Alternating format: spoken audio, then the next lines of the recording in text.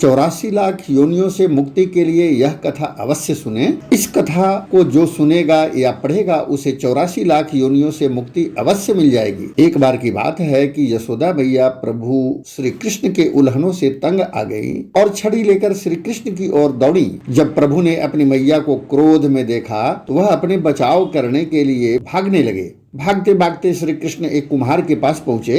कुम्हार तो अपने मिट्टी के घड़े बनाने में व्यस्त था, लेकिन जैसे ही कुम्हार ने श्री कृष्ण को देखा तो वह बहुत प्रसन्न हुआ। कुम्हार जानता था श्री कृष्ण साक्षात परमेश्वर हैं। तब प्रभु ने कुम्हार से कहा कि कुम्हार जी, आज मेरी मैया मुझ पर बहुत क्रोधित है। मैया छड़ी लेकर मेरे पीछे आ रही है। भैया मुझे कहीं छुपा लो। तब कुम्हार ने श्री कृष्ण को एक बड़े से मटके के नीचे छुपा दिया।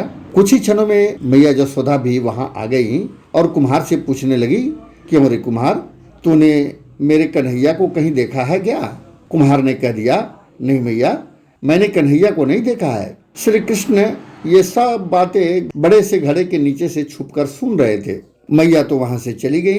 अब प्रभु श्री कृष्ण कुम्हार से कहते हैं, कुम्हार जी, यदि मैया चली गई हो तो मुझे इस घड़े से बाहर निकालो। कुम्हार बोले, ऐसे नहीं प्रभु जी, पहले मुझे 84 लाख योनियों के बंधन से मुक्त करने का वचन दीजिए। भगवान मुस्कुराए और कहे, ठीक है, मैं तुम्हें 84 लाख योनियों से मुक्त करने का वचन देता हूँ। अब तो मुझे बाहर निकाल दें। कुम्हार कहने लगे, मुझे अकेले नहीं प्रभु, मेरे परिवार के सभी लोगों को भी 84 लाख योनियों के बंधन से मुक्त करने का वचन दीजिए तो मैं आपको इस घड़े से बाहर निकाल लूंगा। प्रभु जी कहते हैं, चलो ठीक है, उनको भी 84 लाख योनियों के बंधन से मुक्त होने का मैं वचन देता हूँ। अब तो मुझे घड़े से बाहर निकाल दो। अब कुम्हार कहते हैं, बस प्रभु जी, एक बेनती और है, उसे भी पूरा करने का वचन दे दो तो मैं आपको घड़े से बाहर निकाल दूंगा। भगवान बोले, वो भी बता दे, क्या कहना चाहते हैं? कुम्हार कहने लगा, प्रभु जी, जिस घड़े के नीचे आप छुपे हैं उसकी मिट्टी मेरे बैलों के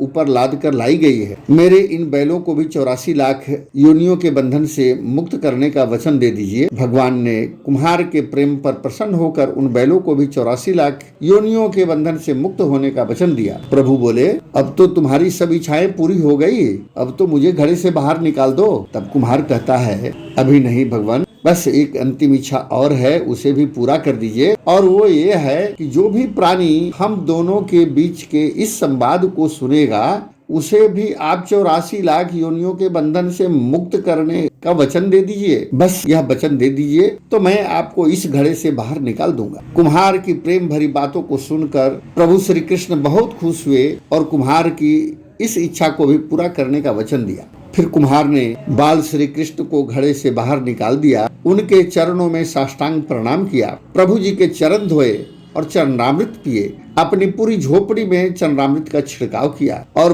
प्रभु जी के गले लगाकर इतना रोया कि प्रभु में ही विलीन हो गए। जरा सोच कर देखिए, जो बाल श्री कृष्ण 7 कोस लंबे चौड़े गोवर्धन पर्वत को अपनी इक्वनी यानी कनिष्ठिका उंगली पर उठा सकते हैं तो क्या वे एक घड़ा नहीं उठा सकते थे? लेकिन बिना प्रेम रिझे नहीं नटवर नंद किशोर। कोई कितने भी यज्ञ अनुष्ठान करे, कितना भी दान करे, चाहे कितनी भी भक्ति करे, लेकिन जब तक मन में प्राणी मात्र के लिए प्रेम नहीं होगा प्रभु श्री कृष्ण नहीं मिल सकते। सुंदर कथा है, विश्वास है, मनन कीजिए।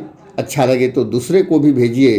प्रार्थना नष्ट नहीं होती है, उपयुक्त समय पर क्रियान्वित अवश्य होती है। ईश्वर सदैव आप सभी को भी स्वस्थ और सुखी रखे। हिंदी प्रेमी यूट्यूब चैनल के तरफ से बहुत बहुत धन्यवाद, आभार।